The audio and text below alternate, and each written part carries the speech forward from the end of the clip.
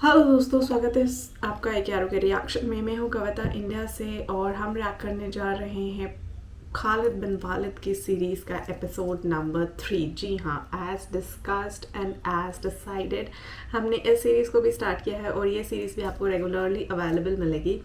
तो लास्ट में हमने देखा था कि किस तरीके से कल लड़ाई का वाक़या बयां किया गया था और आज बेसिकली जो टॉपिक है एपिसोड 3 में उसमें ये है कि 700 से ज़्यादा लोगों की बेसिकली आज यहाँ पे बात होने जा रही है, मुस्लिम्स की, जिन्होंने क्लैश किया था 3000 लोगों की आर्मी ऑफ कुरैश के साथ। तो आज उस वाक़े को हम आगे बढ़ाते हुए इस पे रिएक्ट करने जा रहे हैं कि कहाँ 700 मुसलमान और कहाँ 3000 कुरैश के सिपाही। तो क्या होगा इसमें, वो देखने वाली बात है। तो बिना देरी किए हुए आइए इस रिएक्शन को शुरू करते हैं। और अभी तक अगर आपने टेलीग्राम को नहीं ज्वाइन करा तो उसका डिटेल और डिस्क्रिप्शन वीडियो में अवेलेबल है, आप जाके वहाँ से ज्वाइन कर सकते हैं और आप डायरेक्टली मुझे अपनी रिक्वेस्ट और कमेंट्स भेज सकते हैं। तो आइए शुरू करते हैं इस एपिसोड को। मुसलमानों पर रहम आ गया था, लेकिन उस रहम ने भी उसे मसरत दी थी। ये खून की दुश्मनी थी, ये उसके वक़ार का मसला था। मुसलमानों को कुचल डालना उसका अज़्म था। जंगे ओहद के बहुत दिन बाद उसे पता चला था कि जब मक्का में कुरैश अपना लश्कर जमा कर रहे थे तो इत्तला रसूल करीम सल्लल्लाहु अलैहि वसल्लम को मिल गई थी, और जब ये लश्कर मदीने के रास्ते में था तो रसूल खुदा सल्लल्लाहु अलैहि वसल्लम को इसकी रफ्तार, पड़ाव और मदीने से फासले की इत्तलाएं मुसलसल मिलती रही थी। आप सल्लल्लाहु अलैहि वसल्लम को लश्कर के मक्का से कूच की इत्तला हजरत अब्बास रज़ी अल्लाह अन्हु ने दी थी। कुरैश के इस लश्कर ने मदीने से कुछ मील दूर कोहे ओहद के करीब एक ऐसी जगह कैंप किया था जो हरी भरी थी और वहां पानी भी था। खालिद को मालूम न था कि मुसलमानों के 2 जासूस उस लश्कर की पूरी तादाद देख आए हैं और रसूल करीम सल्लल्लाहु अलैहि वसल्लम को बता चुके हैं। 21 मार्च 625 ईस्वी के रोज रसूल करीम सल्लल्लाहु अलैहि वसल्लम ने अपनी फौज को कूच का हुक्म दिया और शेखैन नामी एक पहाड़ी के दामन में जाकर खैमा जन हुए। आप सल्लल्लाहु अलैहि वसल्लम के साथ 1000 प्यादा मुजाहिदीन थे, जिनमें से 100 ने सरों पर ज़िरा पहन रखी थी। मुजाहिदीन के पास सिर्फ 2 घोड़े थे, जिनमें से एक नबी करीम सल्लल्लाहु अलैहि वसल्लम के पास था। इस मौके पर मुनाफिकीन के निफाक का पहला खतरनाक मुजाहिरा हुआ जो गद्दारी के मुतरादिफ था।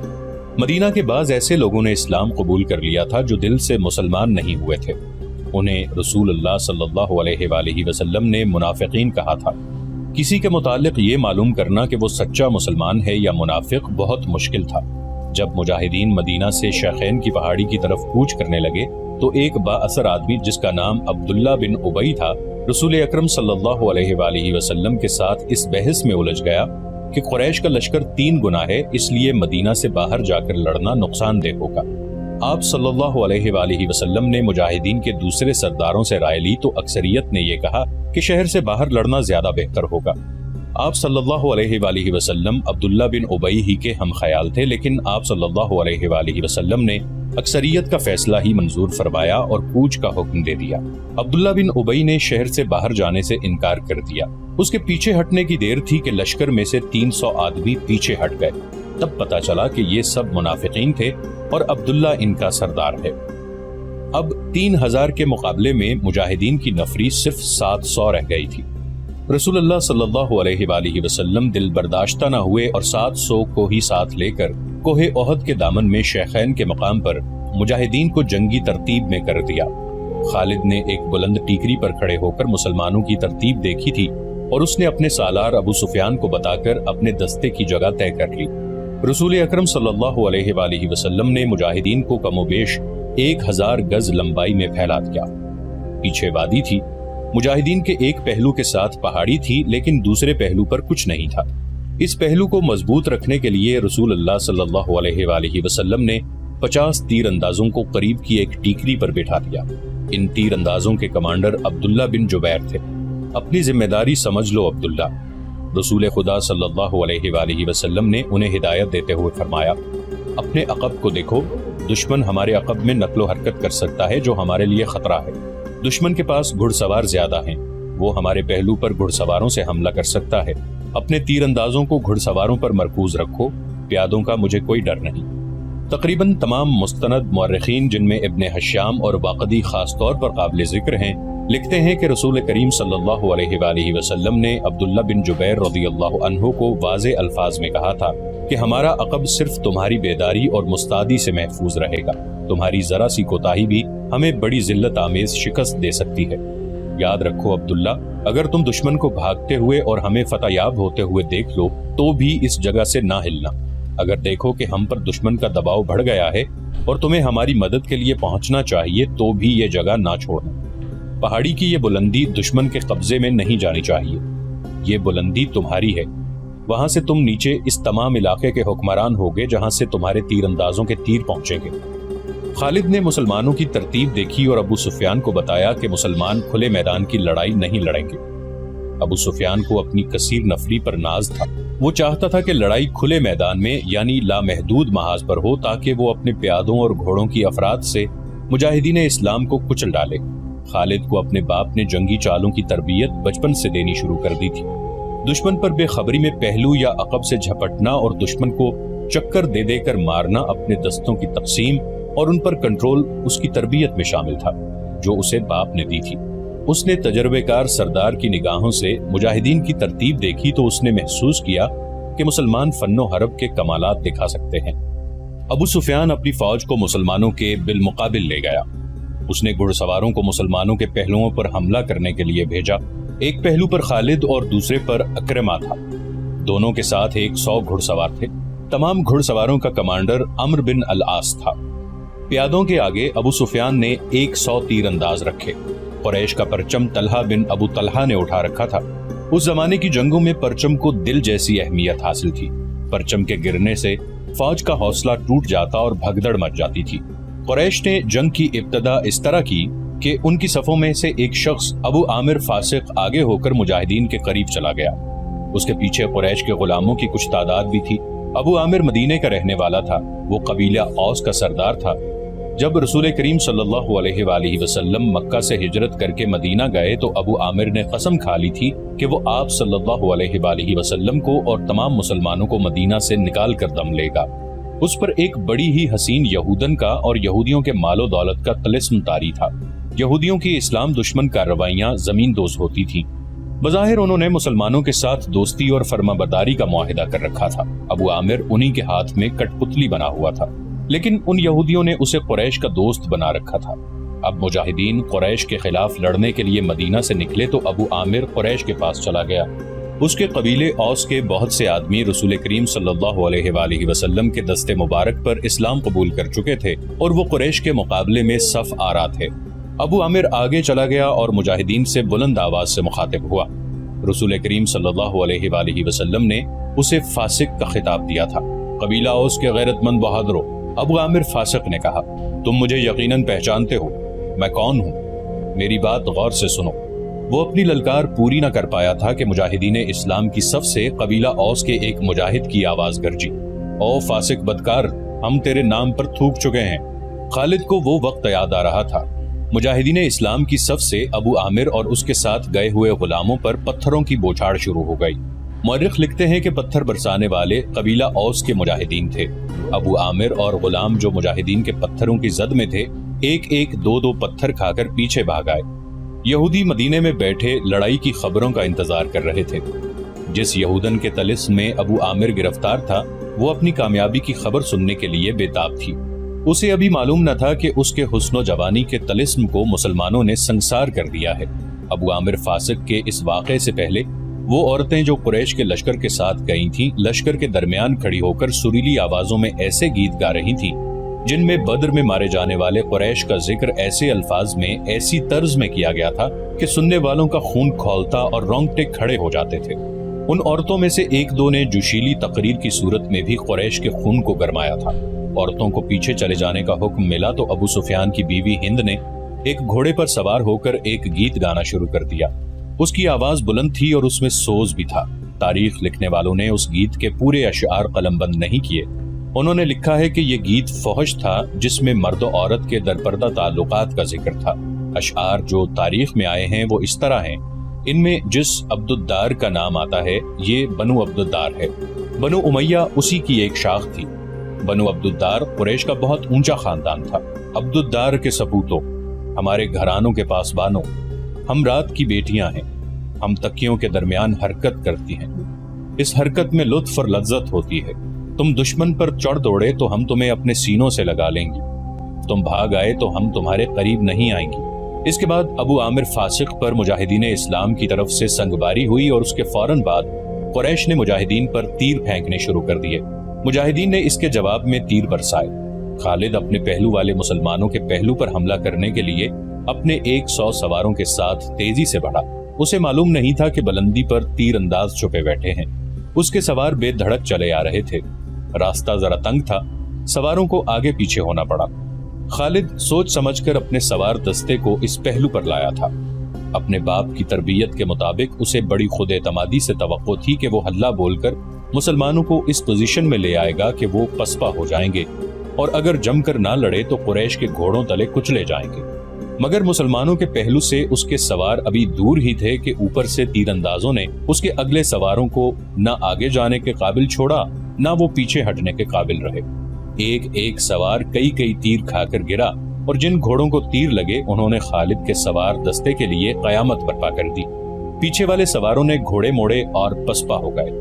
उधर कुरैश की औरतों ने दफ और ढोलक की थाप पर वही गीत गाना शुरू कर दिया जो हिंद ने अकेले गाया था, यानी अब्दुद्दार के सपूतों, हम रात की बेटियां हैं। मुअर्रिख वाक़दी लिखता है कि अरबी जंगजुओं के उस वक्त रिवाज के मुताबिक एक एक जंगजू के लड़ने का मरहला आया।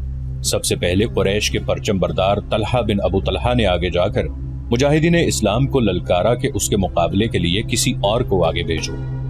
मेरे दीन के दुश्मन हजरत अली रज़ियल्लाहु अन्हु ने तुंद हवा के झोंके की तरह आगे आकर कहा, मैं आता हूं तेरे मुकाबले के लिए। तलहा अपने कबीले का परचम थामे तलवार लहराते हुए बिफरा हुआ आया, मगर उसका वार हवा को चीरता हुआ गुजर गया। वो अभी संभल ही रहा था कि हजरत अली रज़ियल्लाहु अन्हु की तलवार ने उसे ऐसा गहरा जख्म लगाया कि पहले उसका परचम गिरा, फिर वो खुद गिरा। कुरैश का एक आदमी दौड़ा आया और परचम उठाकर पीछे चला गया। अली रज़ियल्लाहु अन्हु उसे भी गिरा सकते थे, मगर इनफरादी मुकाबलों में ये रवा न था। तलहा को उठाकर पीछे ले आए। उसके खानदान का एक और आदमी आगे बढ़ा। मैं इंतकाम लेने का पाबंद हूँ, वो ललकार कर आगे गया। अली, आ मेरी तलवार की काट देख।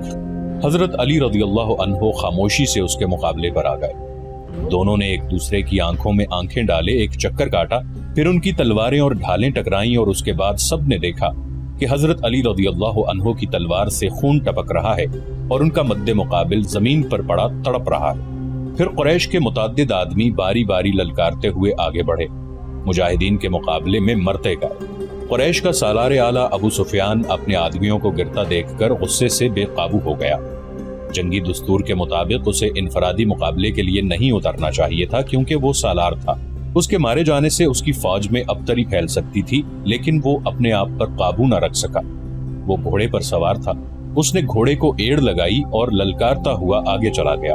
उसकी बीवी हिंद ने उसे जाते देखा तो अपने ऊंट पर सवार होकर आगे चली गई और बड़ी बुलंद आवाज से वही गीत गाने लगी जिसके अशआर ये भी थे कि तुम भाग आए तो हम तुम्हें अपने करीब नहीं आने देंगी। अबू सुफियान घोड़े पर सवार था, लेकिन उसके मुकाबले के लिए जो मुसलमान आगे आया वो प्यादा था। तारीख उसे हंजला बिन अबू आमिर रज़ियल्लाहु अन्हु के नाम से याद करती है। अबू सुफियान के हाथ में लंबी बर्छी थी। किसी को भी तवक्को नहीं थी कि तलवार वाला प्यादा बर्छी वाले घुड़सवार से जिंदा बच जाएगा। अबू सुफियान का घोड़ा हंजला रज़ियल्लाहु अन्हु पर सरपट दौड़ा आया। अबू सुफियान ने बर्छी तोलकर फिर ताक कर मारी, लेकिन हंजला रज़ियल्लाहु अन्हु फुर्ती से एक तरफ हो गए। इस तरह 3 मरतबा हुआ। तीसरी मरतबा अबू सुफियान का घोड़ा निकल गया तो हंजला रज़ियल्लाहु अन्हु ने उसके पीछे दौड़ लगाई। घोड़ा रुककर पीछे को मुड़ा तो हंजला रज़ियल्लाहु अन्हु उस तक पहुंच चुके थे। अबू सुफियान उसे देख ना सका। हंजला रज़ियल्लाहु अन्हु ने घोड़े की अगली टांगों पर ऐसा जोरदार वार किया कि घोड़ा गिर पड़ा। अबू सुफियान दूसरी तरफ गिरा। हंजला रज़ियल्लाहु अन्हु उस पर हमला करने को आगे बढ़े तो अबू सुफियान गिरे हुए घोड़े के इर्द गिर्द दौड़ दौड़ कर अपने आप को बचाने लगा और उसके साथ ही उसने कुरैश को मदद के लिए पुकारा। कुरैश का एक प्यादा दौड़ा आया। मुसलमान इस गलत फहमी में रहे कि ये आदमी अबू सुफियान को अपने साथ ले जाएगा, लेकिन उसने बेउसूली का मुजाहिरा किया। पीछे से हंजला रज़ियल्लाहु अन्हु पर वार करके उन्हें शहीद कर दिया। अबू सुफियान अपनी सफों में भाग गया। آخری مقابلے کے لیے قریش کی طرف سے عبد الرحمن بن ابو بکر آیا۔ مورخ واقدی نے یہ واقعہ اس طرح بیان کیا ہے کہ عبد الرحمن بن ابو بکر کی للکار پر اس کے والد حضرت ابو بکر صدیق رضی اللہ عنہ، جو اسلام قبول کر کے رسول اللہ صلی اللہ علیہ وآلہ وسلم کے ساتھ تھے، تلوار نکال کر اپنے جوان بیٹے کے مقابلے کے لیے نکلے۔ آگے آ مسلمان باپ کے کافر فرزند حضرت ابو بکر صدیق رضی اللہ عنہ نے للکار کر کہا۔ رسول کریم صلی اللہ علیہ وآلہ وسلم نے دیکھا کہ باپ بیٹا مقابلے پر اتر آئے ہیں، تو آپ صلی اللہ علیہ وآلہ وسلم نے دوڑ کر حضرت ابو بکر صدیق رضی اللہ عنہ کو روک لیا، فرمایا تلوار نیام میں ڈالو ابو بکر۔ رسول کریم صلی اللہ علیہ وآلہ وسلم نے فرمایا اور ابو بکر صدیق رضی اللہ عنہ کو پیچھے لے گئے۔ خالد کو جنگ کا شور و غل اب بھی سنائی دے رہا تھا۔ وہ منظر اس کی آنکھوں نے اپنی پلکوں میں محفوظ کر رکھا تھا۔ انفرادی مقابلے ختم ہوتے ہی قریش نے مسلمانوں پر حملہ بول دیا۔ رسول اکرم صلی اللہ علیہ وآلہ وسلم نے احد کی پہاڑی کو اپنے عقب میں رکھا ہوا تھا، اس لیے مجاہدین اسلام کو عقبی حملے کا خطرہ نہیں تھا۔ آمنے سامنے کا معرکہ خونریز تھا، مسلمانوں کی نفری بہت تھوڑی تھی۔ اس کمی کو انہوں نے جذبہ تیغزنی کے کمالات سے پورا کر دیا۔ اگر قریش کو نفری کی افراد حاصل نہ ہوتی اور وہ مسلمانوں کے آگے نہ ٹھہر سکتے، وہ نفری کے زور پر لڑ رہے تھے۔ خالد کی نظر رسول کریم صلی اللہ علیہ وآلہ وسلم پر تھی۔ آپ صلی اللہ علیہ وسلم ایک پہلو پہ تھے، یہی پہلو تھا کہ جس پر خالد کو حملہ کرنا تھا۔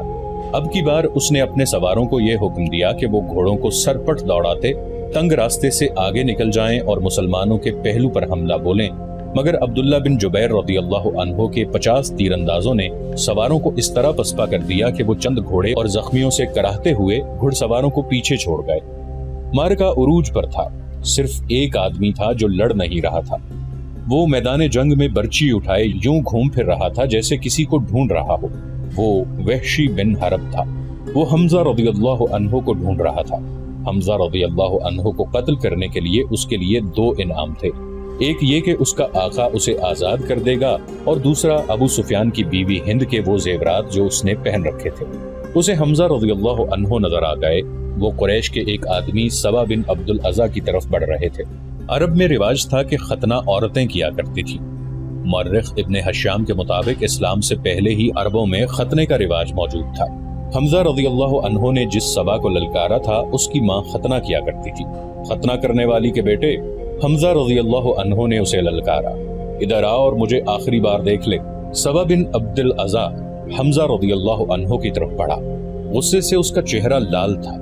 وہ تلوار اور ڈھال کی لڑائی کا ماہر تھا۔ حمزہ رضی اللہ عنہ بھی کچھ کم نہ تھے۔ دونوں ایک دوسرے کے قریب آئے اور ایک دوسرے پر وار کرنے لگے۔ دونوں کی ڈھالیں وار روک رہی تھیں۔ وہ پینترے بدل بدل کر وار کرتے تھے، لیکن ڈھالیں تلواروں کے راستے میں آ جاتی تھی۔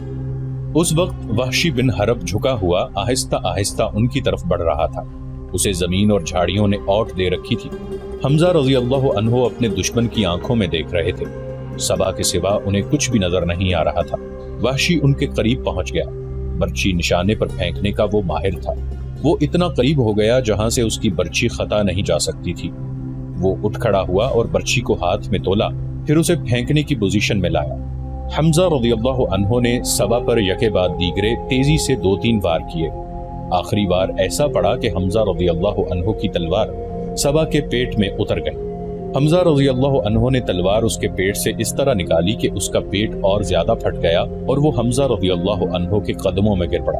حمزہ رضی اللہ عنہ ابھی سنبھلے ہی تھے کہ وحشی نے ان پر پوری طاقت سے برچی پھینکی۔ فاصلہ بہت کم تھا۔ برچی حمزہ رضی اللہ عنہ کے پیٹ میں اتنی زیادہ اتر گئی کہ اس کی انی حمزہ رضی اللہ عنہ کی پیٹھ سے آگے نکل گئی۔ حمزہ رضی اللہ عنہ گرے نہیں، انہوں نے ادھر ادھر دیکھا، انہیں وحشی دکھائی دیا۔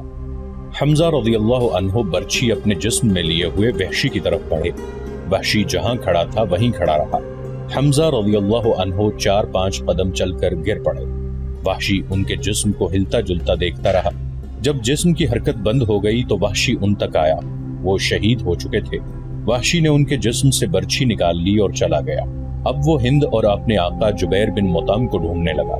خالد کو وہ معرکہ یاد آ رہا تھا اور اس کے دل پر بوجھ سا بڑھتا جا رہا تھا۔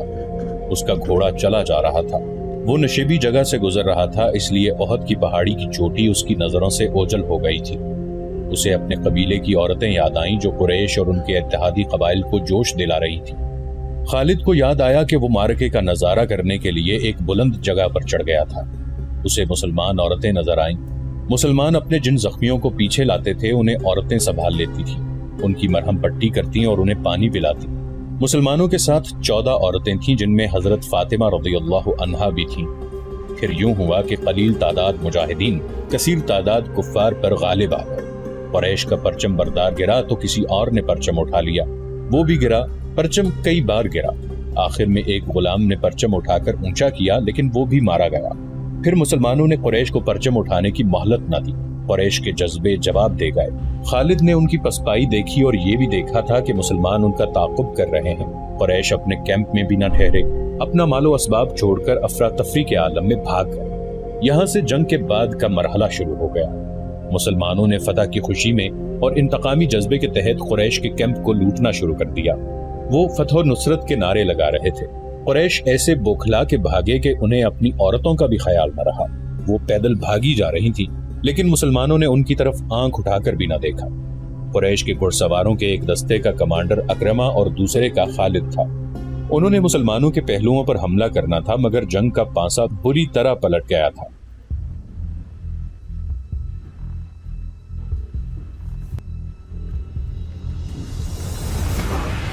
تو یہاں پہ دوستوں نے دیکھا کہ کس طریقے سے فائنلی جو 700 مسلمان کی سینا تھی وہ کس طریقے سے آگئی تھی 3000 قریشیوں کی سینا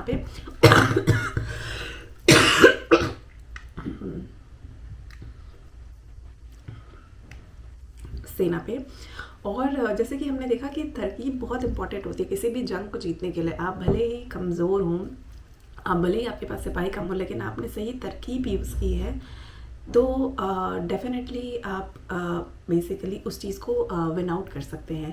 تو یہ جو صحیح ترکیب انہوں نے لگائی، جو سپلٹ اپ کر کے جس طریقے سے کہاں پہ آپ کو تیر انداز بٹھانے ہیں، کہاں پہ آپ کو تلوار باز بٹھانے ہیں، جس طریقے سے وہ ترکیب پوری لگائی گئی تھی وہی شاید ریزن تھا اس وجہ کا۔ اور ایک اور چیز ہوتی جذبہ نیور گیو اپ والی چیز کا جو یہاں پہ ہمیں دیکھنے کو ملا۔ لاسٹ میں مجھے بہت اچھی لگی بہت ساری چیزیں جو انہوں نے اسپیشلی بولی کہ جب قریش یوزولی کیا ہوتا ہے جب لڑائی میں کوئی ہارتا ہے، کوئی ایک طرف کا بندہ ہارتا ہے تو یوزولی اس کی عورتیں، اس کے بچوں، اس کی فیملی کو کیپچر کیا جاتا ہے۔ یہاں پہ بہت اچھی بات مجھے لگی کہ جب مسلمان جیتے تو قریشیوں کی بیویوں کی طرف، عورتوں کی طرف آنکھیں اٹھا کے بھی نہیں دیکھی گئی تھی۔ تو یہ اپنے آپ میں بہت بڑی بات ہے، وہ بھی جنگ کی بات ہے۔ So I mean this was really heart touching جب میں نے یہ چیز سنی، کیونکہ یہ ریئرلی ہمیں کسی بھی وار میں دیکھنے کو ملتی ہے۔ سو اسی کے ساتھ ہم اس ایپیسوڈ کے یہاں پہ ختم کرتے، دیکھتے ہیں اگلے ایپیسوڈ میں کیا ہونے والا ہے، بٹ جو بھی ہوگا اس میں بھی بہت امیزنگ ہونے والا ہے۔ سو میں ملتی ہوں آپ سے اگلے ایپیسوڈ میں، تب تک کے لیے جے ہند، نمستے، ست شری اکال، خوش رہیے، مسکراتے رہیے اور میرے ساتھ بنے رہیے۔ Bye bye.